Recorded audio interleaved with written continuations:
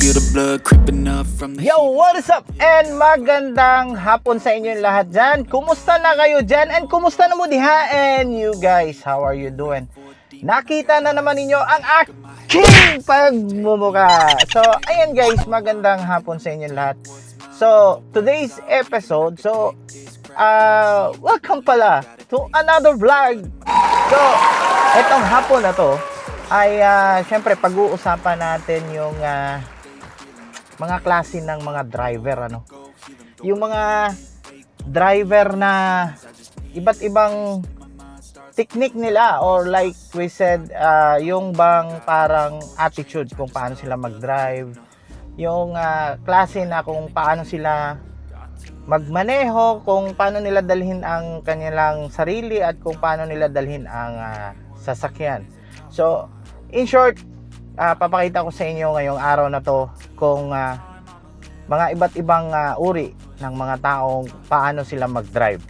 So, without further ado, so, umpisahan na natin. So, una guys, ang unang driver na ipapakita ko sa inyo ay yung driver na walang kumpiyansa sa sarili, ano.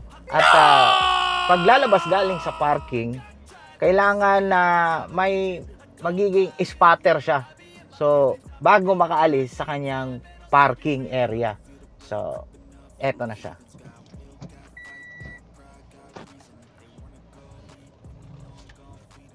Ano? Liko pa? Sige. Sige, abante. Abante. Konti, sige. Kabig pa. Sabing kabig eh. Ano, okay na? So, ayun guys, yun ang unang driver na pinakita natin ngayon, ano. Medyo hindi siya kumpiyansa sa sarili niya at hindi niya tansyado yung sasakyan niya. So, dapat kasi kailangan nating pag-aralan kung ano yung mga distance, or parang yung sasakyan natin kasi parang sarili natin yun eh, di ba? So, kailangan estimate natin ang lahat kung ano ang pwedeng sumabit dyan. Pero, kailangan naman 99% talaga sa pagkaalam ko, ano. So, number 2 driver is yung driver na walang tiwala pa din sa sarili niya at sa kanyang sasakyan. Yung mga tinatawag na yung gadget, kung ano ang meron sa kanyang sasakyan, like yung camera backing sensor, yun ang tumutulong sa'yo pag ikay umaatras, yung hindi mo masasagi yung sa likod mo. So, eto na po siya kung paano niya gawin.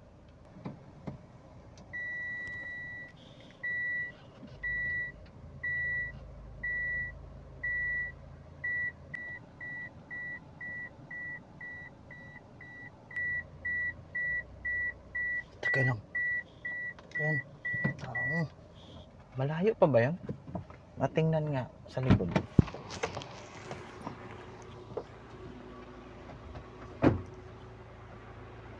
Malayo pa pala eh. Kala ko malapit na, malayo pa pala.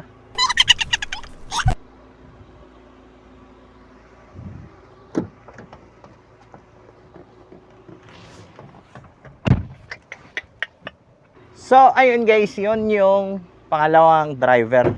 So, yung driver na walang tiwala kasi yung laging parang duda lagi, no? Pagka siya yung gumagamit sa kanyang sasakyan. So, dapat yung tandaan na lahat ng gadget na inilagay dyan sa inyong sasakyan ay hindi siya pumapalyar. Maliban na lang kung yan ay masisira, di ba?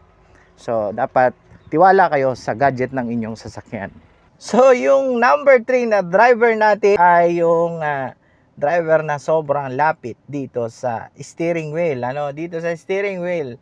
So, yung tipong parang, para sa akin preferably hindi ako komportable nun kasi parang sobrang lapit, ano, sobrang sikip kung sa pakiramdam ko yung magmamaneho ka na parang talagang ganun. So, at saka yung na-observe ko ay lagi siyang tumitingin sa kanyang gear stick or yung sa kambyada, ano, itong kambyada na to. So, parang ano siya, parang hindi mapakali lagi. At saka yung dito sa apakan, sa pedal, ay lagi din siyang tumitingin.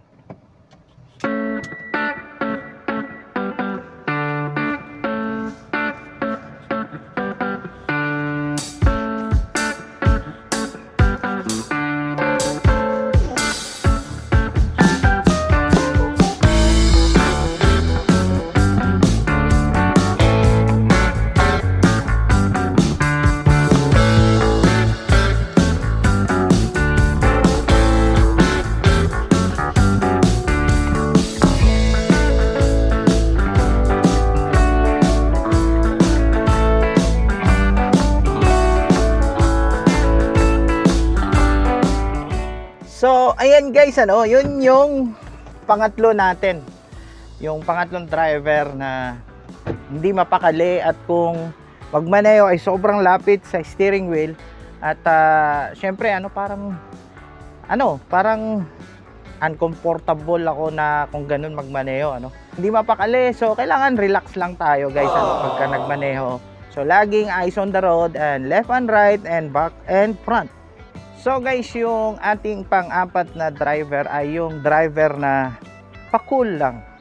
Yung driver na halos hindi gumagamit ng yung dalawang kamay niya. Parang isang kamay lang halos kung siya ay magmaneho.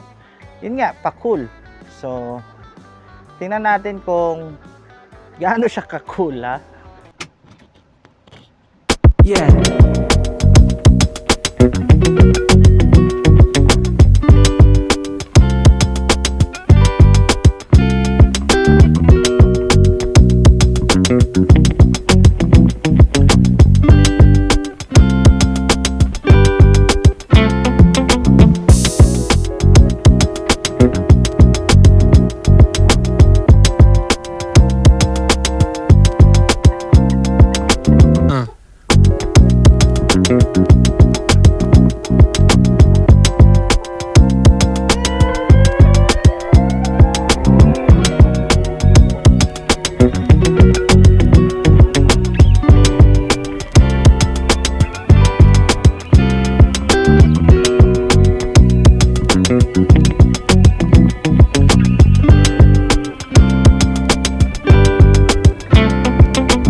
No.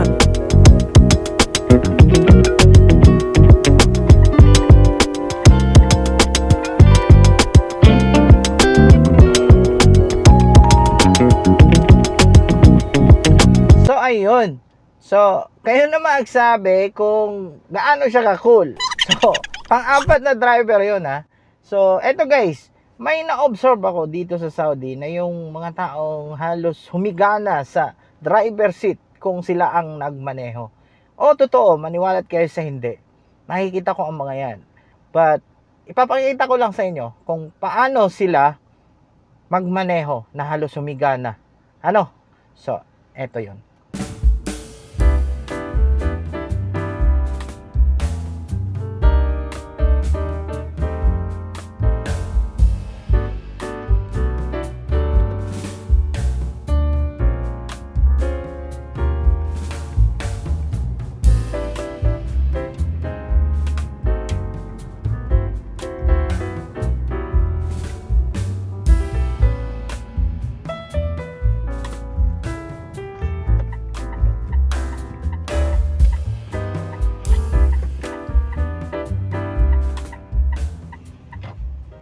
So, ayan guys, So, 5 klase, 5 uri ng attitude ng driver. So, saan ba kayo sa mga driver na yon?